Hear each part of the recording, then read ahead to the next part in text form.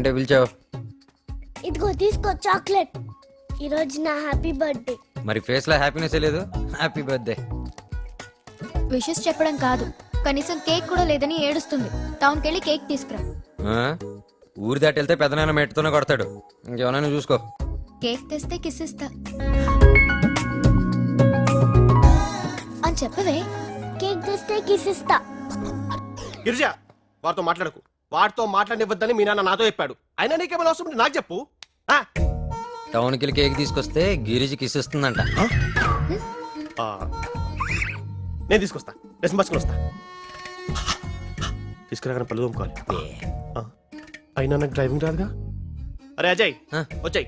నేనెందుకన్నయ్యా? నేను 120లో కార్దోలతో కేక్ కూడా పట్టుకుంటాడు. తమ జనపడా వచ్చా. వీడు చాలా ఓవర్ చేస్తున్నాడు. హలో, ముద్దిస్తానని చెప్పింది నీకు.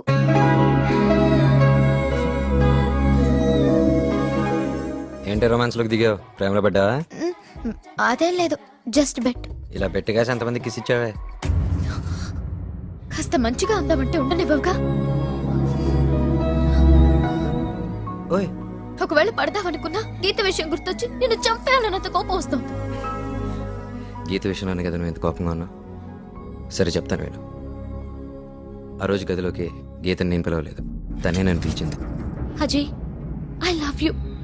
ప్లీజ్ నా మాట విను. నన్ను ఎక్కడికైనా తీసుకెళ్లి పెళ్లి చేసుకో ప్లీజ్ అజయ్. గీత, నిన్ను తీసుకెళ్ళడం పెద్ద కష్టమేం కాదు, కానీ నేను తీసుకెళ్తే లైఫ్ లాంగ్ వీళ్ళని క్షమించరు. అది కూడా కాదు నన్ను ఆపేది. వీడిది కూడా వీడి తండ్రి రక్తమే అని నా తండ్రిని అంటారు. అది నాకు ఇష్టం లేదు.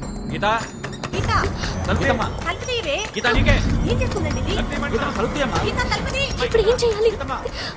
ఇంట్లో అందరికీ తెలిసిపోయేటట్టుంది. Geeta, Geeta, I love you Geeta. Please మన ఇద్దరు లేచిపోదాం. నా మాట విను ప్లీజ్. ఏంట్రా నా కుదురు లేపుకెళ్తావా?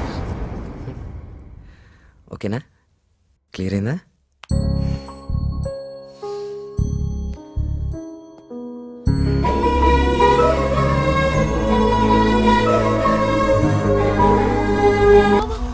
ఆ కుటుంబం నాది, వాళ్ళు నా వాళ్ళురా.